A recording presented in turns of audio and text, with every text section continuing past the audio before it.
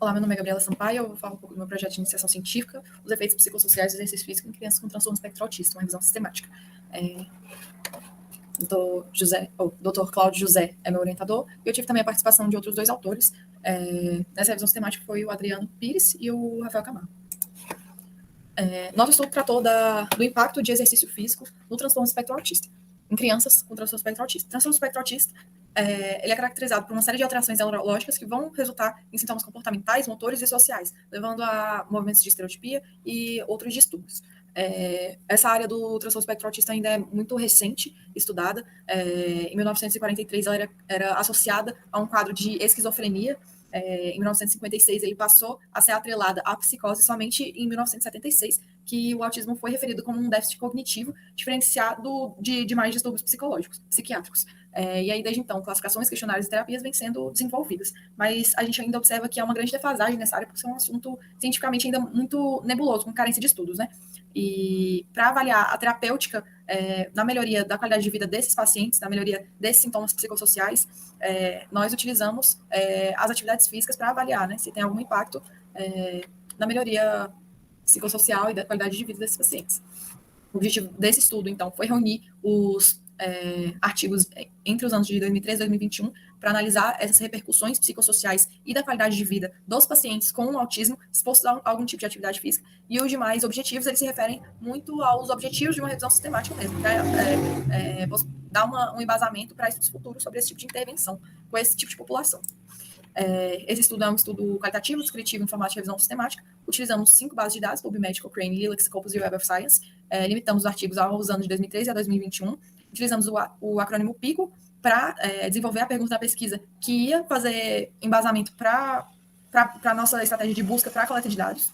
E nesse slide estão as estratégias de busca e o número de artigos recuperados nas bases de dados. Então, foram três estratégias utilizadas, essa primeira e última baseadas nos termos derivados do MESH, combinados com os operadores booleanos, e a segunda estratégia derivada dos termos do DEX, visto que foi realizada uma busca na base de dados Lilac, que é uma base de dados da América Latina.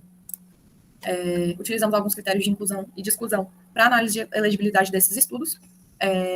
Os artigos tinham que estar atendendo à estratégia PICO, não tinha restrição de idiomas, texto completo de diversidade disponível na literatura, e limitamos a idade das crianças até 14 anos. A seleção dos artigos ela ocorreu por meio de uma planilha eletrônica. Então, recuperamos esses dados nas bases de dados, deu um total de 443 artigos, e selecionamos com base no título, resumo e texto completo, com 2 avaliadores independentes. No final, os estudos selecionados com base nos critérios de elegibilidade passaram por uma avaliação pela escala de qualidade metodológica de risco de viés Pedro, e pontuações abaixo de 3, do score 3 foram removidos. Então, no final, a seleção final é composta de 9 artigos. A quantidade de participante foi de 9 a 64 indivíduos, mas está resumido aí na tabela, variação de idade de 3 a 12 anos, e houve uma proporção entre os sexos, com predomínio do sexo masculino, mas isso é uma proporção já observada em outros estudos, como no estudo do CDC de 2016. As intervenções foram diversas, então tivemos desde corrida ritmada, futebol, natação, até artes marciais. O tempo médio dessa intervenção foi de 12 semanas, com um mínimo de 4 e um máximo de 48, e observamos um número bem grande de ferramentas de avaliação em cada estudo. Então, tiveram todos efeitos positivos, ou ausência de efeitos observados, né? Mas é importante ressaltar essa variedade de ferramentas de avaliação. Nos resultados, observamos uma melhora na regulação da emoção, uma melhora na comunicação social, na eficiência do sono, que leva a uma melhoria na qualidade de vida. A melhora nessa comunicação social, ela ocorreu muito em função dessa atividade física ter sido realizada em um ambiente com outras crianças, com adultos também, com voluntários. Houve também melhora nos indicadores do controle da inibição. Então, os pacientes tiveram uma regulação desses movimentos corporais para a realização do exercício, que resultou em uma inibição de impulsos de movimentos motores estereotipados, e também conseguimos observar uma ausência de efeito na memória de trabalho nesse programa de basquete, em associação com esse aumento do controle da inibição. Contudo, em outro estudo que avaliou os mesmos parâmetros, nesse estudo a gente conseguiu observar um aumento no funcionamento executivo, um aumento na memória de trabalho também, em contraste com o outro estudo de basquete, e não teve muito efeito na inibição comportamental. Além disso, conseguimos observar também uma redução dos movimentos estereotipados e uma melhora nas habilidades sociais, principalmente no estudo relacionado à natação. Por fim, concluímos que a atividade física ela tem sim benefícios psicossociais para crianças com autismo, e esses benefícios se estendem também para os pais, para os cuidadores, para os professores, para as pessoas que estão ao redor dessas crianças.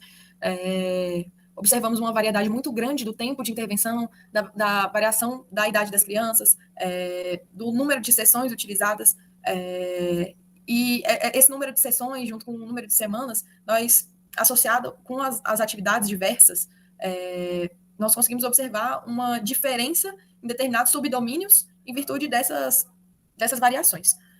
Por outro lado, observamos também, em um dos estudos, que estudos futuros poderiam analisar de modo mais longitudinal se a interrupção dessa intervenção vai acarretar regressão ou não das melhorias observadas no pós-teste imediato, pois um dos estudos realizou essa medida e observou que a maioria das habilidades e das melhorias adquiridas durante o estudo, após um período de 6 meses, foram perdidas.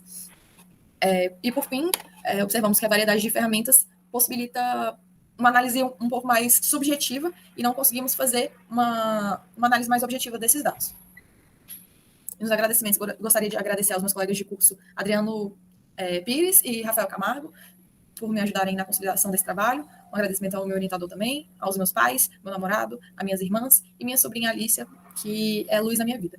E, por fim, um agradecimento especial à bondade e generosidade do senhor Altair Lopes de Camargo.